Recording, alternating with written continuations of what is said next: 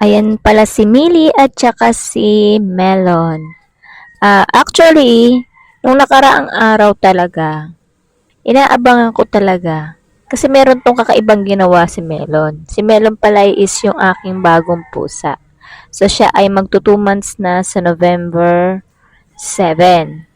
Ngayon, mayroon siyang kakaibang ginawa kasi isa lang itong kulungan namin. Dati kasi nung nabubuhay pa si Tom, magkasama si Millie at saka si Tom. So si Tom, nakuha ko siya is 1 month mahigit lang. Pero wala siyang ginawang kakaiba na tulad ng ginawa nitong si Melon. Andyan pala, hindi pa sila friends ni Melon at ni Millie kaya tingnan nyo, nung gustong kumain ni Melon, hindi siya pinayagan ni Millie, ayan, inaaway niya si Melon. Kasi bago lang ilang araw pa lang siya sa amin. Kaya minsan, pag may time ako, nabantayan sila, pinagsasama ko sila, pero nakabantay ako kasi mahirap na baka bugbugin ni Millie si Melon. At iyan nga, isa rin sa dahilan kung bakit ako nakabantay ngayon kay Melon at kay Millie, kasi may gusto akong ma-discover kay Melon kung ano yung ginawa niyang kakaiba. Parang to see is to believe, parang gano'n ako. Hindi kasi ako makapaniwala na magagawa niya yun. Kaya, nung nakaraang araw, inabangan ko talaga siya kaya lang may pasok. Eh, ako naman ay malate. Actually, muntik-muntik ka na nga akong malate kasi anong oras na 5 past 5 na is hindi ko pa nakikita yung gusto kong makita kay Melon. So, sabi ko, postpone muna, next day na lang. At ito ngayon, dahil ngayon ay November 1, wala kaming pasok. Yung magkakaroon ako ng mas mahabang time kay Melon. Gusto ko sana yung normal na paraan na ginagawa niya. Yung kusa niyang gagawin. Kaya medyo natagalan ang video na to. Kaya lang yun nga, pag ganun ang gagawin ko, aantayin ko lang yung ganun is sobrang tagal, siguro baka 1 oras hindi pa niya ginagawa yung gusto kong makita. Ayan, inoobserbahan ko siya. Tingin ko para siyang inaantok na hindi ko alam. Tahimik lang siya. Si Millie naman tahimik lang din doon sa taas. Ganon talaga. Yun talaga pwesto ni Millie. Kahit may pwesto naman dito sa baba is doon talaga siya sa taas. At ayan na, nung natahimik na si Millie sa taas, saka na si Melon. Saka na siya bumangon para kumain. Siyempre, takot siya kay Millie. Si Millie kasi is 7 months old na yon. And si Melon is magto 2 months pa lang. At saka bagong kita lang nila. Kaya siyempre, eto ay baby pa talaga. Kaya takot siya kay Millie. Pero sinasanay ko naman silang dalawa na magkasama. May time kasi na pinapakawalan ko sila, nasa loob sila ng bahay. Pero pag nasa loob sila ng bahay, sinusuguro ko naman na may bantay. Kung wala mang bantay sa kanilang dalawa, isarado yung pinto kasi baka lumabas. Mahirap na pag nakalabas tong mga to, hindi na namin mahanap. At yun yung way ko para masanay sila sa isa't isa. Ganun nga, sinisingalan siya ni Millie pero sinasaway ko si Millie. At sinasabi ko, wag mong awayin niya Millie, ganun. Para masanay lang silang dalawa na magkasama. At ayan na, uminom na nga si Tom. Si Tom tuloy. Naalala ko tuloy si Tom. Uminom na nga si Melon. Melon. Yung Melon nga pala is pinangalan niya ng isa sa hindi ko alam kung follower ko na siya dito sa TikTok. Nung nagtanong ako kung ano kaya magandang pangalan sa pusa kasi magkakaroon nga ako ng pusa at sabi ko ay lalaki. So, nag-comment siya ng Melon. Nagantay ako kung meron pang ibang magko-comment ng pangalan at dahil hindi naman ako sikat, wala naman masyadong commentator sa mga videos ko. So, isa lang siyang nag-comment. Kaya wala siyang kalaban na ibang pangalan. Kaya ayan, ang naging pangalan niya is Melon. Si Melon pala ay Persian. Ayan, hindi ko alam yung isang lahi niya basta alam ko Persian siya. Napakabalahibo niya, mabalahibo. Si Millie naman ay Persian din pero half si Millie. Si Millie is half Persian, half parang long hair, ganon. Tapos, itong si Melon ay Persian talaga siya.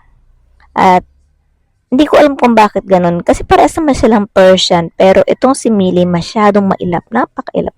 Ayaw niyang hinahawakan siya. Ayaw niyang niyakap siya. Basta ayaw niyang nadidikitan siya. Napaka-arte. Babae si Millie. Ito si Melon is lalaki. Pero itong si Melo, napakalambing naman ito. Gustong-gusto niya nilalaro siya. Gustong-gusto niya nilalamutak siya. Pero parehas naman silang Persian. Hindi ko alam kung bakit. Dahil bababae si Millie kaya maarte. At si Tom. At si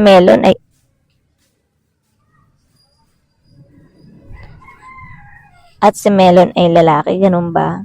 Pero masyadong malambing itong si Melon talaga. Siya pa yung dumidikit sa akin. Gustong-gusto niya dumidikit parang ganun, sumisiksik. Or dahil baby pa siya. Ganon. Or talagang siguro ganun talaga yung mga lahi ng mga pusa iba-iba kahit parehas sila ng I mean ugali ng mga pusa kahit pare-parehas sila ng lahi. At ayan, medyo naiinip na nga ako diyan kasi tingin ko parang hindi naman siya gagawa ng kakaiba kaya kumuha ko ng etong nilalaro ko na dahon na yan. Sabi ko baka ito matrigger yung kakulitan niya at kumilos siya kasi para siyang antok na tinatamadan, di ko alam. Pero unang-unang nag-react is itong si Millie. Yan, kasi syempre diba yung mga pusa, may hilig talaga sila sa mga something na gumagalaw-galaw na ganyan. So, ma-attract mo talaga sila. Kaya sabi ko, aba, parang ito na yung chance ko para makuha ko na o makita ko na yung gusto kong makita kay Melon. At ayan na nga, nagsimula na siyang mag-react sa aking ginagawa. At tingin ko talaga ay makikita ko na talaga siya. Si Millie, ayan, od-od lang, wala siyang magawa kasi nga nakakulong naman sila, paano nga naman niya huhulihin. Pero itong si Melon ay hindi talaga pa, ito na lumabas na yung ulo niya! Ganun pala yung ginawa niya. Kasi nga, sabi nung anak ko, Mami, nakatakas, nasa labas ito, ay Melon. Sabi ko, ha? Nakakulong yun. Sino naglabas? Baka mawala. Nagagalit ako kasi baka nga mawala. Sabi, hindi lumabas siya sa kulungan. At ayun na nga, oh. Ganun pala. Kasyang-kasya siya dun sa butas. Ang galing. Kasi nga, si Tom dati, mas maliit pa sa kanya nung nakuha ko. Pero hindi talaga siya nagtangkang lumabas dyan sa butas na yan. Samantalang mas maliit si Tom sa kanya. Pero si Tom ay big bone, Persian, big bone. Hindi ko alam kung malaki lang talaga yung buto ni Tom, kaya hindi siya nagkasya doon sa butas. At itong si Melon ay, hindi kasi siya big bone. So, kaya siguro nagkasya siya ganun. At grabe na amaze ako nung nakita ko paano siya nakalabas doon sa kulungan niya. At ayan na nga, hinarot-harot ko na lang siya, nilaro-laro ko siya kasi nga nanggigigil nga ako sa kanya. At syempre, ito namang si Boy. Yan talaga ang ugali ni Boy. Nilalaro niya, ginagawa niya teddy bear, ang pusa. Ganyan din ang ginawa niya kay Tom nung nabubuhay pa. Nilalaro-laro niya, pero hindi ko na siya hinahayaan kasi nga, siguro, nagkasakit kasi si Tom, sabi ko baka nahawahan ni Boy. Kaya parang medyo natutrauma ako na baka itong si Melon is magkasakit din. Kaya binabawalan ko na si Boy na laruin itong si Tom. At ayan, ang cute-cute niya, o diba? Tuwan-tuwa siya dun sa dahon na naapulot ko. At ayan, pag gumagalaw talaga, attract na attract ang mga pusa. Natutuwa ako kay Melon. Kasi nga, ayun yung ginawa niya. Hindi nga ako maniwala nung nakaraan na lumabas siya mag-isa dyan sa kulungan. Kaya sabi ko nga to si is to believe. Hanggat di ko nakikita, hindi ako maniniwala ka ako. Kasi napakaliit lang ng buto. Sabi ko, paano siya magkakasya doon? So, kaya ginawa ko talaga yung ganyan para malaman ko nga kung paano siya nakalabas sa kulungan. Kaya meron siyang isang kulungan. Hindi ko siya dyan nilagay kahit hindi ko pa siya nakikitang lumalabas dyan.